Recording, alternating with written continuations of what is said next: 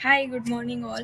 तर तुमचाही fat loss होत नाही आहे, तर तुमच्या मॉर्निंग रुटीनमध्ये थोडासा प्रॉब्लेम असेल, जो की आपण डिस्कस करूया. तर फॅट लॉस हा फक्त डाएटवरती डिपेंडंट नसतं, तर तो तुमच्या मेटाबॉलिझम, डेली रुटीन, परत हॉर्मोन्सवरती डिपेंडंट असतं. तर मॉर्निंगचाच टाईम असं का मी म्हटलं, की मॉर्निंगच्याच टाईममध्ये तुमचा काहीतरी प्रॉब्लेम असेल, तर मॉर्निंगच्या टाईममध्ये तुम्ही 8-10 तासानंतर न उठता आणि तुमची बॉडी फॅट बर्निंगच्या मोडमध्ये गेलेली असते. तर तुमचे जे हॉर्मोन्स आहे, कॉर्टिसॉल आणि इन्सुलिन हे रेग्युलेट होत असतात आणि सकाळचा टायमिंग मेटाबॉलिझम बूस्ट करण्यासाठी एकदम करेक्ट असतो. सकाळी सकाळी तुम्ही तुमच्या हायड्रेशनकडे खूप जास्त लक्ष दिलं पाहिजे, कारण हायड्रेशनमुळे मेटाबॉलिझम आपल्या बॉडीचं ॲक्टिवेट होतं. सकाळी सकाळी तुम्ही लाईट ॲक्टिव्हिटीज केल्या पाहिजे, जसे की योगा, एक्सरसाइज. याच्यामुळे तुमचं फॅट बर्निंगच्या प्रोसेसला ॲक्टिवेशन मिळतं.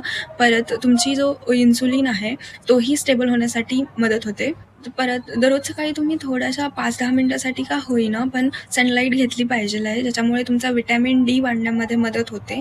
आणि व्हिटॅमिन डी वाढलं म्हणजेच बेसिकली तुमचे हॉर्मोन्स पण रेग्युलेट होण्यासाठी मदत होते, जो असा फॅक्टर आहे जो की रिस्पॉन्सिबल असू शकतो तुमच्या फॅट बर्निंगसाठी. आणि सगळ्यात चुकीच्या गोष्टी ज्या होता त्या आहेत की लाईक तुम्ही सकाळी खूप उशिरा उठताय, मूवमेंट नाही करत आहे, ब्रेकफास्ट स्किप करताय, फक्त चहाच पिताय. तर ह्या सगळ्या गोष्टी फॅटचं जे बर्निंग आहे ते खूप स्लो करता, मेटाबॉलिझम बॉडीचं स्लो करता, क्रेविंग्स वाढवता आणि याचाच इफेक्ट म्हणून तुमचं फॅट कमी होत नसेल. तुम्ही हे जे मी सांगितले ते छोटे छोटे चेंजेस जर तुमच्या मॉर्निंग रुटीनमध्ये आणले तर नक्कीच तुम्हाला फॅट लॉस किंवा फॅट बर्न करण्यासाठी मदत होईल.